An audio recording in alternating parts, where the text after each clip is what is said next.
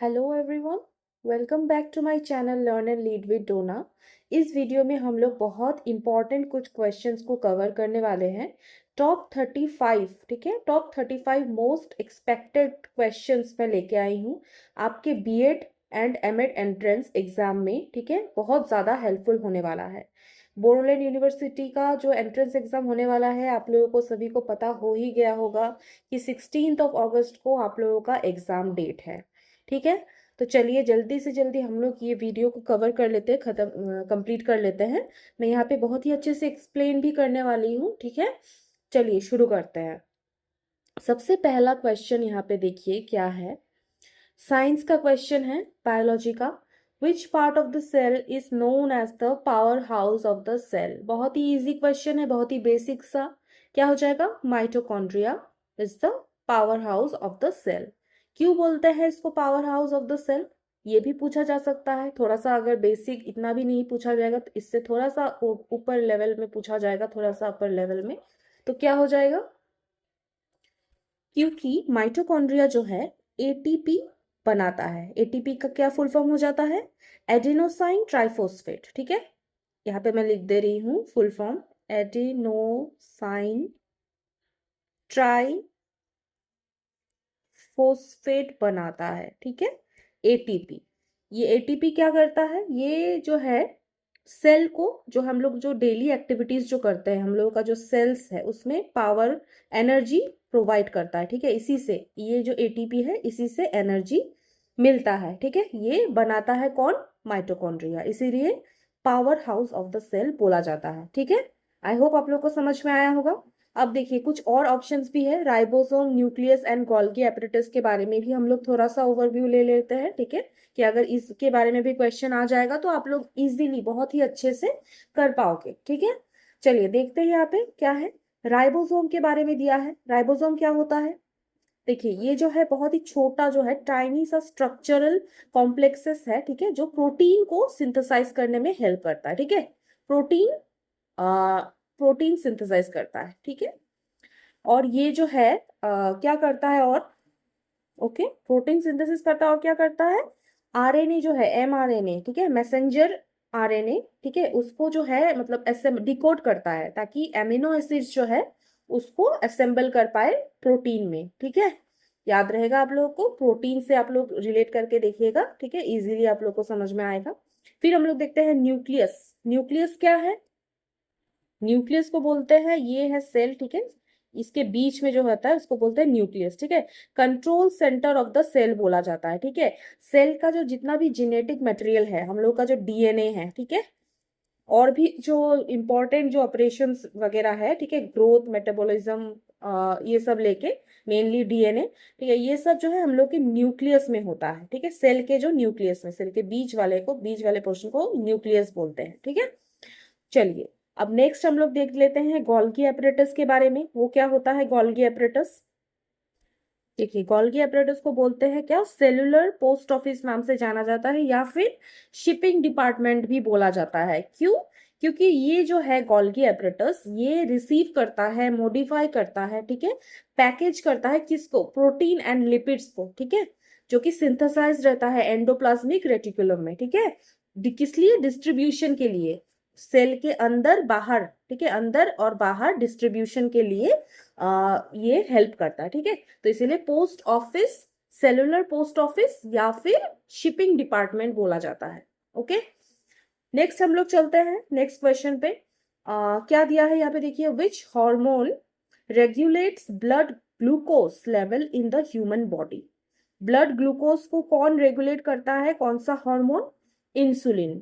ठीक है, insulin hormone. Insulin hormone कहाँ पे बनता है? कौन बनाता है इंसुलिन? हम लोगों का जो पैनक्रियास है, ठीक है, PANCREAS, ठीक है, पैनक्रियास है, ये ऑर्गन है। ठीक है, ऐसा, तो ये ऑर्गन जो है इंसुलिन बनाता है, जो हेल्प करता है हम लोगों का जो ब्लड ग्लूकोज है उसको रेगुलेट करने में। ठीक है, चलिए अब नेक्स्ट यहाँ पे देखिए और भी है, थायरॉक्सिन। थायरॉक्सिन कौन सा है? ये हम लोग के थायराइड ग्लैंड से निकलता है ये हार्मोन। ओके, थायराइड ग्लैंड जो है वो प्रोड्यूस करता है थायरॉक्सिन। एड्रिनलिन कौन प्रोड्यूस करता है? हम लोगों का एड्रिनल ग्लैंड प्रोड्यूस करता है। इसको क्या बोलते हैं? फाइट और फ्लाइट रिस्पॉन्स जो है वो क्रिएट करता है एड्रेनलिन। मतलब हम लोग को जब एंजाइटी होता है, ठीक है, एंजाइटी एंड स्ट्रेस जब हम लोग फील करते हैं, ठीक है, या फिर हम लोग के जो नर्वस सिस्टम को एक बाहरी खतरा कुछ महसूस होता है, तब एड्रेनलिन प्रोड्यूस करता है कौन? एड्रेनलिन ग्लैंड, ठीक है, एड्रिनल ग्लैंड जो है वो प्रोड्यूस कर देता है एड्रेनलिन को। तब फाइट, ठीक है, FIGHT, फाइट और फ्लाइट रेस्पॉन्स जो है देता है। मतलब या तो फाइट करो नहीं तो भाग जाओ, उस टाइप से एक रेस्पॉन्स मतलब हम लोग का बॉडी वैसे होता है। ओके, फिर एक यहाँ पे देखिए एस्ट्रोजन। एस्ट्रोजन एक और हार्मोन है, इसके बारे में देख लीजिए क्या है। एस्ट्रोजन क्या है? फीमेल सेक्स हार्मोन है। ओके, फीमेल सेक्स हार्मोन जो फीमेल में menstrual cycle and reproductive functions के लिए इंपॉर्टेंट है। ये एस्ट्रोजन कौन प्रोड्यूस करता है फीमेल में? ओवरीज। फीमेल में जो ओवरीज होते हैं, ठीक है, वो ओवरीज जो है प्रोड्यूस करते हैं एस्ट्रोजन। ये फीमेल सेक्स हार्मोन है। ओके, चलिए नेक्स्ट क्वेश्चन पे हम लोग चलते हैं। Which blood cells help in fighting infections. Infection fight करने में कौन सा यहाँ पे कौन सा सेल हेल्प करता है? व्हाइट ब्लड सेल, ठीक है। क्या बोलते हैं व्हाइट ब्लड सेल का एक और नाम क्या है? ल्यूकोसाइट्स। ओके, LEUKOCYTES, ठीक है, ल्यूकोसाइट्स बोलते हैं। क्या करता है ये जो है हम लोगों का जो कोर एलिमेंट, जो हम लोग का बॉडी का जो इम्यून सिस्टम है, ठीक है, उसको जो है सही रखता है, ठीक है। ओके, जैसे बाहरी तौर से हम लोग के बॉडी में कोई भी वायरस, बैक्टीरिया ऐसा कुछ घुस गया, कोई भी पैरासाइट, तो हम लोग का बॉडी क्या करता है? ये जो व्हाइट ब्लड सेल है, ठीक है, ये फाइट करता है उस बाहरी जो भी कुछ घुसता है, वायरस, बैक्टीरिया, ये सब, ठीक है, ये सब से फाइट करता है। क्या हो जाएगा? White blood cell. फिर रेड ब्लड सेल क्या हो गया? रेड ब्लड सेल में एक रेड ब्लड सेल रेड क्यों होता है? ये भी क्वेश्चन पूछता है, बहुत ही बेसिक सा है। रेड ब्लड सेल को रेड क्यों बोलते हैं? रेड क्यों होते हैं ये? क्योंकि इसमें जो पिगमेंट है, ठीक है, हीमोग्लोबिन, ठीक है, वो रेड ब्लड सेल में पाया जाता है, इसीलिए उसकी वजह से वो इसका कलर रेड होता है। रेड ब्लड सेल किस चीज में हेल्प होता है? ऑक्सीजन कैरी करने में हेल्प करता है, ठीक है। ओके, हेमोग्लोबिन होता है और क्या करता है ये? जो ऑक्सीजन जो होता है, ठीक है, हम लोग के लंग्स से, जैसे हम लोग सांस लेते हैं ऑक्सीजन को, वो क्या करता है? ट्रांसपोर्ट करने में हेल्प करता है। जैसे ऑक्सीजन को लेके बॉडी के सारे टिश्यूज तक वो पहुंचाता है, ठीक है। फिर वहां से जो भी कार्बन डाइऑक्साइड निकलता है, वो कार्बन डाइऑक्साइड को फिर से लंग्स तक लेके आता है, यही आरबीसी। ओके, आरबीसी लेके आता है। फिर हम लोग का लंग्स क्या होता है? उसको कार्बन डाइऑक्साइड को फिर सांस छोड़ते हैं, जैसे ही वो उसके थ्रू निकल जाता है CO2। ओके, चलिए अब और एक चीज है यहाँ पे देखिए, प्लेटलेट्स। प्लेटलेट्स क्या होता है ये भी देख लेते हैं। ओके, प्लेटलेट्स क्या होता है यहाँ पे देखिए। प्लेटलेट्स का एक और नाम होता है थ्रोम्बोसाइट्स, ठीक है, THROMBOCYTES, ठीक है, थ्रोम्बोसाइट्स। ये क्या करता है? ब्लड क्लॉटिंग में हेल्प करता है। ओके, ब्लड को क्लॉट होने में हेल्प करता है। जैसे फिंगर कट गया, कभी भी कुछ कट लग गया हाथ में, पैर में, तो जैसे ब्लड निकल जाएगा, ठीक है, तो उसको रोकने में, सारा ब्लड निकल जैसे जाता है, उसको रोकने के लिए ब्लड इमीडिएटली क्लॉट करवा देता है, प्लेटलेट्स ही करवाता है, ठीक है, ब्लड क्लॉटिंग में हेल्प करता है। फिर रेड ब्लड सेल का एक और नाम मैं आपको बताना भूल गई, उसको बोलते हैं एरिथ्रोसाइट। ओके, यहाँ पे मैं लिख दे रही हूँ, देखिए ये देखिए ERY, erythrocytes. Okay, CYTES, erythrocytes. तो यहाँ पे ये बता दिया। और प्लाज्मा सेल के बारे में भी थोड़ा सा देख लेते हैं, क्या होता है प्लाज्मा सेल। देखिए, प्लाज्मा सेल्स जो करता है क्या?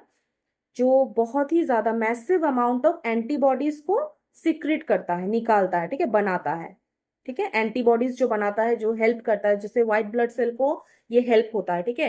तो इसमें जब फुल्ली मेच्योर हो जाता है प्लाज्मा सेल, तभी ये स्पेशलाइज्ड बी लिम्फोसाइट बनता है। ओके, चलिए, आई होप आपको समझ में आया होगा। इतना इनडेप्थ तो नहीं, प्लाज्मा सेल्स के बारे में अगर नहीं भी पूछेगा तो, लेकिन RBC, WBC, प्लेटलेट्स, इसका जो है और एक नाम क्या है, ये सब तो आप लोगों को जानना ही है। ओके, बहुत ही ज्यादा इंपॉर्टेंट है। चलिए नेक्स्ट क्वेश्चन पे हम लोग चले जाते हैं जल्दी से। यहाँ पे देखिए क्या लिखा है, the process by which green plants prepare food is called, क्या है, हम लोग को पता है फोटोसिंथेसिस, ठीक है। फोटोसिंथेसिस का क्या टोटल ये होता है, यहाँ पे देख लीजिए मैं लिख दे रही हूँ, ठीक है। फोटोसिंथेसिस क्या होता है इसमें, सनलाइट, सनलाइट वाटर, ठीक है, एंड कार्बन डाइऑक्साइड, ठीक है, CO2 एंड H2O यूज होता है, ठीक है, करके क्या बनाने के लिए, ग्लूकोज,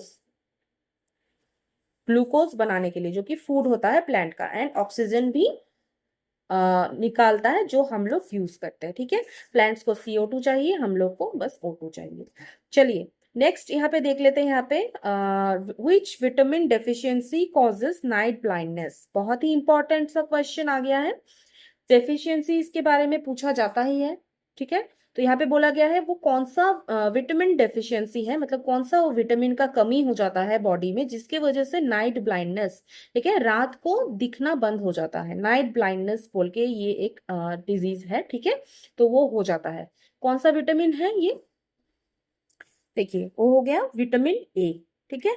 विटामिन ए क्यों एसेंशियल है मैं आपको बता रही हूँ, ये जो विटामिन ए है ये एक जो है बहुत ही इंपॉर्टेंट सा चीज प्रोड्यूस करने में हेल्प करता है, क्या होता है वो, RHODOPSIN, रोडोप्सिन, ठीक है नाम का, ये एक लाइट सेंसिटिव पिगमेंट है, ठीक है, जो क्या किस में होता है, हम लोग की जो रेटिना है, आंख में जो रेटिना होता है, ठीक है, उसमें चाहिए होता है, किस लिए, जैसे लो लाइट एनवायरनमेंट, जहाँ पे जैसे रात में जो है लाइट का कमी होता है, तो उस एनवायरनमेंट में जो देखने के लिए हेल्प करता है ये रोडोप्सिन, ठीक है, रोडोप्सिन नाम का जो पिगमेंट है, ये कौन प्रोड्यूस करता है, विटामिन ए, कहाँ पे, हम लोग के आंख में जो रेटिना होता है, रेटिना में, ओके, समझ में आ गया होगा आपको।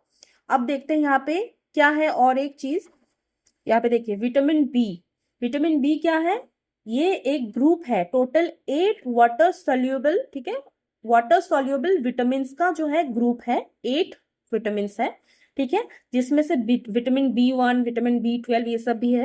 विटामिन B1 के कमी से क्या होता है, beriberi, okay, beriberi एक डिजीज है, बेरी बेरी, ठीक है, ये होता है विटामिन बी, या फिर विटामिन B1 दे देगा, बहुत ही ज्यादा अगर वो पूछना है तो। एंड विटामिन B12 के डेफिशिएंसी से क्या होता है, एनीमिया, ठीक है, जो खून का जो कमी हो जाता है, एनीमिया, ठीक है।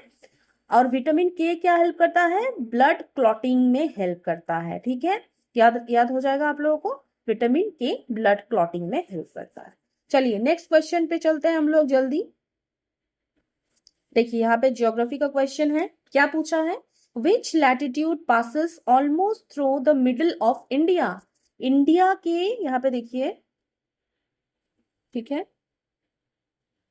ये हुआ इंडिया हम लोगों का, ओके, बोला है इंडिया के एकदम बीच से कौन सा लैटिट्यूड पास होता है, आप लोगों को, आई होप आप लोगों को पता होगा, आई थिंक लैटिट्यूड लॉन्गिट्यूड के बारे में, ठीक है, बहुत ही बेसिक सा है, अगर नहीं पता होगा, नहीं समझ में आ रहा होगा तो मुझे कमेंट सेक्शन में बताइएगा, लैटिट्यूड लॉन्गिट्यूड के बारे में भी मैं आपको समझा दूंगी, ठीक है। तो इसमें चलते हैं हम लोग सीधा कि लैटिट्यूड बोला गया है कौन सा लैटिट्यूड है जो ऑलमोस्ट इंडिया के एकदम बीच में से पास होता है, कौन सा होगा, ट्रॉपिक ऑफ कैंसर, ठीक है, ट्रॉपिक ऑफ कैंसर, देखिए जो ऐसा ऐसे ऐसे जाता है, ठीक है, वो लैटिट्यूड्स है, ये पूरा अर्थ है, ठीक है, यहाँ पे देखिए ये अर्थ हुआ, अर्थ के ऐसे ऐसे जाता है जो, ठीक है, वो लैटिट्यूड्स हो गया, और ऐसे ऐसे भी कुछ लाइंस जाते हैं, ये सब इमेजिनरी लाइंस है, ठीक है, टाइम डिस्टेंस ये सब हम लोग जानने के लिए ये एक इमेजिनरी लाइंस हम लोगों ने बनाया है, जो इसको जो ऐसे लंबा लंबा जो लाइंस होता है उसको बोलते हैं लॉन्गिट्यूड, ओके, एंड ऐसे जो लेटा हुआ लाइन है वो लेटिट्यूड, ओके, लैटिट्यूड बोलते हैं, तो वो कौन सा है, ट्रॉपिक ऑफ कैंसर, ठीक है, आप लोगों को समझ में आया होगा। तो ट्रॉपिक ऑफ कैंसर इंडिया के टोटल कितने स्टेट्स में से पास होता है, 8 इंडियन स्टेट्स, ठीक है, याद होगा क्या क्या, गुजरात, ठीक है, राजस्थान, मध्य प्रदेश, छत्तीसगढ़, झारखंड, वेस्ट बंगाल एंड त्रिपुरा एंड मिजोरम, ठीक है, ये सब भी थोड़ा सा ध्यान में रखिएगा, ट्रॉपिक ऑफ कैंसर। चलिए अब नेक्स्ट क्वेश्चन पे हम लोग चलते हैं, विच soil is most suitable for the cultivation of cotton, cotton cultivation के लिए सबसे ज्यादा अच्छा कौन सा सॉइल होता है, ब्लैक सॉइल, सबसे ज्यादा ब्लैक सॉइल इंडिया के कौन से स्टेट में पाया जाता है, जैसे हम लोगों का जो डेक्कन ट्रैप है, ठीक है, ये जो एरिया है, ये एरिया बीच में, जैसे ये इंडिया हुआ, ओके, ये इंडिया हुआ, ओके, इंडिया का जो ये जो एरिया है बीच वाला, तो उसमें जो है मेनली हम लोगों का ब्लैक सॉइल मिलता है। ब्लैक सॉइल का एक और नाम है रिगर सॉइल, ओके, REGUR बोलते हैं, रिगर, रिगर सॉइल भी बोलते हैं। तो कौन से स्टेट्स मेनली यहाँ पे आ जाते हैं हम लोग का, जहाँ पे जिसमें जो ब्लैक सॉइल बहुत अच्छा मिलता है, क्या क्या होगा, महाराष्ट्र हो जाएगा, गुजरात हो जाएगा, मध्य प्रदेश हो जाएगा, आंध्र प्रदेश, ये सब एरिया में, ठीक है, ज्यादातर ब्लैक सॉइल हम लोगों को मिलता है। एलुवियल एलुवियल सॉइल कहाँ पे मिलता है, यहाँ पे देखिए, सबसे ज्यादा जो है फर्टाइल सॉइल होता है, ठीक है, ये ज्यादातर रिवर्स के, रिवर जहां से जाता है उसी के आसपास जो है एलुवियल सॉइल मिलता है। बहुत अच्छा जो है यहाँ पे वेजिटेशन बहुत अच्छा होता है, ठीक है, बहुत ही ज्यादा फर्टाइल है। जैसे गंगा वैली का गंगा वैली के आसपास, ठीक है, ब्रह्मपुत्र वैली, इंदस वैली, वो सब एरिया में, रिवर जहां से जाता है वहां, उस सब एरिया में जो सॉइल मिलता है वो एलुवियल सॉइल होता है। ब्लैक सॉइल आपको पता है, ठीक है, और डेजर्ट सॉइल तो पता ही होगा, डेजर्ट में जो मिलता है, ठीक है। चलिए नेक्स्ट क्वेश्चन चलते हैं, which is the longest river, यहाँ पे देखिए थोड़ा सा ट्रिकी क्वेश्चन है, which is the longest river flowing entirely within India, ठीक है, एंटायरली विद इन इंडिया बोला गया है, क्यों, अगर एंटायरली विद इन इंडिया नहीं बोला जाता तो हम लोग का आंसर बन जाता गंगा, बट यहाँ पे बोला गया है वो कौन सा सबसे लंबी जो कौन सी नदी है जो इंडिया में ही फ्लो होता है, खाली दूसरे कंट्री में नहीं जाता, ओके, यहाँ पे देखिए, ये इंडिया, ठीक है, वो कौन सा नदी है जो पूरा इंडिया में ही फ्लो होता है, इंडिया में ही खत्म हो जाता है, बाहर नहीं जाता, तो हो जाएगा गोदावरी। क्यों गोदावरी हो जाएगा, क्योंकि गंगा जो है, गंगा इधर से जो है ओरिजिनेशन होके इधर होके बांग्लादेश घुस के फिर बे ऑफ बंगाल में जाता है, ठीक है, दूसरे कंट्री में तो जा रहा है, इसीलिए गंगा नहीं होगा। वैसे सबसे लंबी नदी तो गंगा है, अगर ये नहीं पूछेगा कि एंटायरली विद इन इंडिया नहीं देगा तो सबसे लंबी नदी हो जाएगा गंगा। नेक्स्ट आता है हम लोग का ये Godavari, entirely within India, यहाँ पे बोलता है क्या, दक्षिण भारत की गंगा भी बोला जाता है, ओके, जैसे साउथ इंडिया का गंगा बोला जाता है गोदावरी को, याद रखिए। ब्रह्मपुत्र के बारे में मैंने आपको लास्ट वीडियो में समझाया था, कौन सा था वो, कौन से उसमें से ओरिजिनेट होता है, मानसरोवर लेक से, ठीक है, कौन सा था, चेमा युंगडुंग ग्लेशियर से ओरिजिनेट होता है, ठीक है। नर्मदा कहाँ पे बहती है, मध्य प्रदेश में बह के, ठीक है, अरेबियन सी में, जैसे इस साइड से ओरिजिनेट होता है, ठीक है, यहाँ पे ओरिजिनेट होता है, जैसे ये इंडिया हुआ, ओके,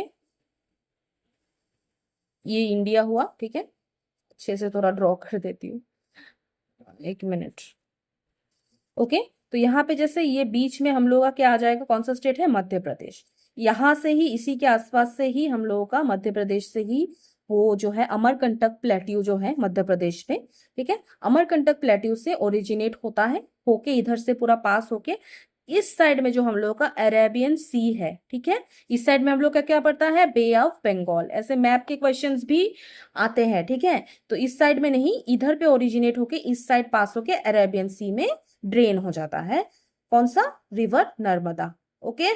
चलिए अब नेक्स्ट क्वेश्चन पे हम लोग चले जाते हैं, क्या दिया है, द ब्रह्मपुत्र एंटर्स, ठीक है, सन ऑफ ब्रह्मा जो बोलते हैं, the Brahmaputra enters India through which state, कौन से स्टेट से ब्रह्मपुत्र इंडिया में एंटर होता है, थ्रू अरुणाचल प्रदेश, ठीक है, अरुणाचल प्रदेश यहाँ पे है, अरुणाचल प्रदेश होके पहले, सबसे पहले इंडिया में घुसने से पहले, ठीक है, ये तिब्बत होके आता है, ठीक है, तिब्बत जैसे अभी चाइना का पार्ट है तिब्बत, तिब्बत होके ऐसे घुसता है, ठीक है, अरुणाचल प्रदेश में पहले घुसता है, अरुणाचल प्रदेश में कौन से नाम से जाना जाता है, ये सियांग नदी, ओके, सियांग या फिर दिहांग भी नाम से जाना जाता है, ठीक है, दिहांग।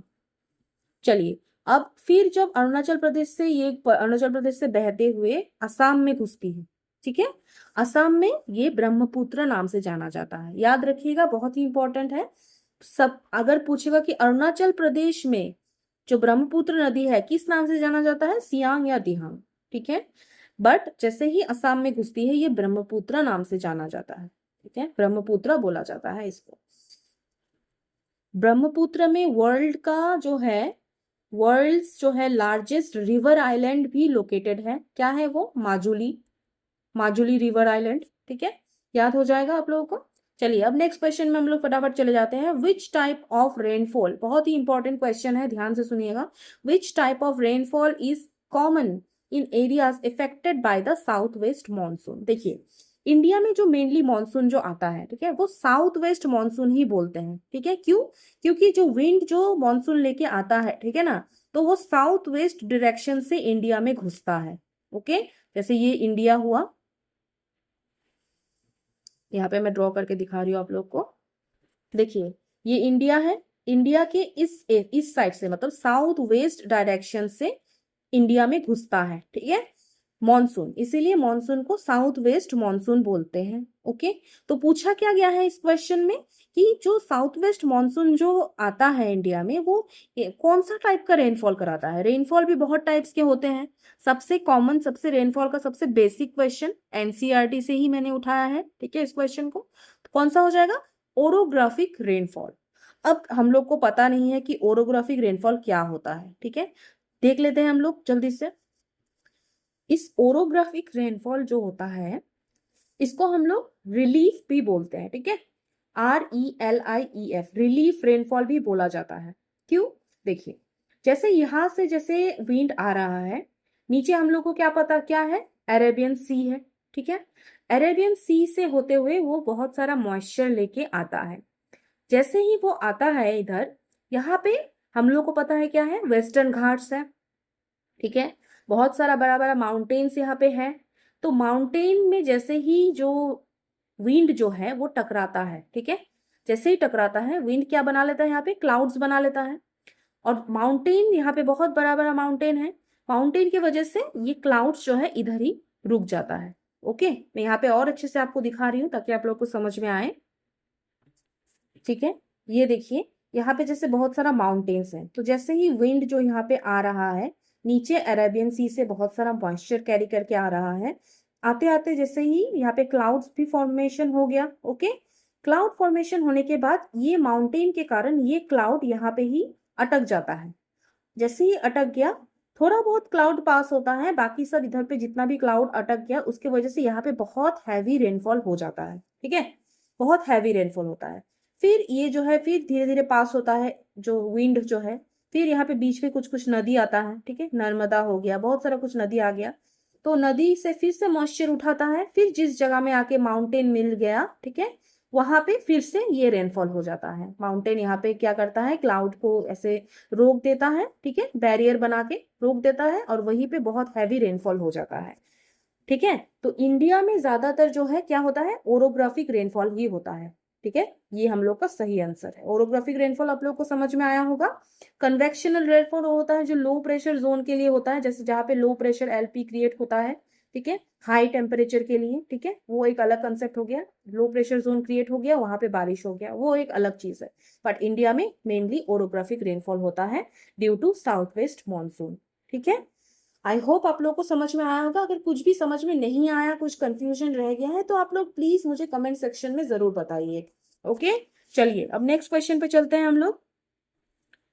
यहाँ पे देखिए मैंने थोड़ा सा फिर से रिवीजन के लिए यहाँ पे ऐड कर दिया है करंट इंडियन एजुकेशन, ठीक है, का जो बहुत इंपॉर्टेंट पार्ट है। क्या है सबसे पहला question, the national education policy NEP 2020 replaced which earlier education policy.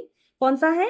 1986, मैंने पहले बताया, सबसे पहले आया था 1968, उसके बाद आया था 1986, फिर POA प्रोग्राम ऑफ एक्शन 1992, ठीक है, ये पॉलिसी नहीं था, ये प्रोग्राम ऑफ एक्शन था, एक रिविजन था, किसका? 1986 का ही रिविजन था, 1992 में आया था, ठीक है। फिर उसके बाद अभी फाइनली NEP 2020 आया है। तो कौन से पॉलिसी को रिप्लेस किया है? NPE 1986 को रिप्लेस कर दिया है। ओके, फिर नेक्स्ट क्वेश्चन पे हम लोग चलते हैं। The right of children to free and compulsory education act came into force in, क्या बोला गया है? जो हम लोगों का जो RTE एक्ट जो आया था 2009 में, ओके, तो ये एक्ट क्या बोलता था, जो 6 to 14 ईयर्स का जो बच्चा है, ठीक है, बच्चे सब हैं, उनको free and compulsory education provide किया जाए, ठीक है। तो ये आ तो गया था 2009 में, बट ये शुरू कब से हुआ, कब से ये लागू हुआ? 2010 से लागू हुआ, ठीक है। क्वेश्चन आप लोग करते टाइम बहुत ही अच्छे से आप लोग पहले क्वेश्चन को पढ़ लीजिएगा, एनालाइज कीजिएगा, उसके बाद आप लोग आंसर कीजिएगा। यहाँ पे देखिए सही आंसर हो जाएगा हम लोग का 2010। ओके, नेक्स्ट क्वेश्चन पे चलते हैं हम लोग। The national curriculum framework for school education 2023 is associated with the implementation of NEP 2020। NEP 2020 में टोटल कितने हैं? 5+3+3+4 स्ट्रक्चर लाया है, ठीक है। पहला हम लोग का था फाउंडेशनल, फिर था प्रिपरेटरी 3 इयर्स, फिर क्या था मिडिल स्टेज, और फिर सेकेंडरी स्टेज, ठीक है। तो ये जो NEP NCFSE national curriculum framework for school education, ठीक है, किसने प्रिपेयर किया? NCERT ने प्रिपेयर किया था। हम लोगों ने बहुत अच्छे से बहुत बार इसको रिवीजन किया। NCERT किसके कहने पे किया है? NEP 2020 के कहने पे किया है। ओके, अब नेक्स्ट क्वेश्चन हम लोग देखते हैं क्या दिया है। NEP 2020 recommends which curricular structure for school education? कौन से करिकुलर स्ट्रक्चर को रेकमेंड किया? 5+3+3+4। ओके, चलिए अब नेक्स्ट क्वेश्चन पे हम लोग चलते हैं। Which article of the constitution provides for free and compulsory education for children aged 6 to 14 years? क्या हो जाएगा? आर्टिकल 21A, ठीक है। कौन से अमेंडमेंट के थ्रू घुसा है? मैंने लास्ट वीडियो में इसके बारे में बहुत ही अच्छे से मैंने कवर किया है, ठीक है। आप लोग उस वीडियो को जरूर देखिएगा, उसमें मैंने बताया है, और भी इंपॉर्टेंट आर्टिकल्स के बारे में भी मैंने उस वीडियो में अच्छे से समझा दिया है। अब ये क्वेश्चन देखते हैं। Which initiative aims to provide foundational literacy and numeracy to children? क्या बात हो रहा है? FLN का बात हो रहा है, foundational literacy and numeracy. Grade 3 तक पहुंचते पहुंचते बच्चा जो है उसको जो है बेसिक मैथ्स, ठीक है, मैथ्स का बेसिक अंडरस्टैंडिंग उसको हो जाना चाहिए। जैसे बेसिक जो है एडिशन सब्सट्रैक्शन ये सब आना चाहिए ग्रेड 3 तक पहुंचते पहुंचते। एंड जो है जो अंडरस्टैंडिंग है लैंग्वेज का, ओके, वो सब उसको आना चाहिए, नाम लिखना आना चाहिए, ठीक है, ये सब। तो ये कौन सा, इसके लिए कौन सा जो है इनिशिएटिव लाया गया है हम लोगों का? निपुण भारत स्कीम, ठीक है, याद रखिएगा, निपुण भारत। ओके, आई होप यहाँ तक आप लोगों को अच्छे से समझ में आया होगा। कुछ भी प्रॉब्लम हुआ, कुछ समझ में नहीं आया, कुछ कंफ्यूजन हो गया, तो मुझे जरूर कमेंट सेक्शन में जरूर बताइए, ठीक है। मैं सबका रिप्लाई वहां पे कर देती हूँ। ओके, मिलते हैं हम लोग नेक्स्ट वीडियो में। तब तक इस वीडियो को लाइक करना मत भूलिएगा, ठीक है, शेयर कीजिएगा अपने फ्रेंड्स के साथ, फैमिली मेंबर्स के साथ। And learn and lead with Dona को प्लीज आप लोग सब्सक्राइब कर लीजिएगा। मिलते हैं हम लोग नेक्स्ट वीडियो में।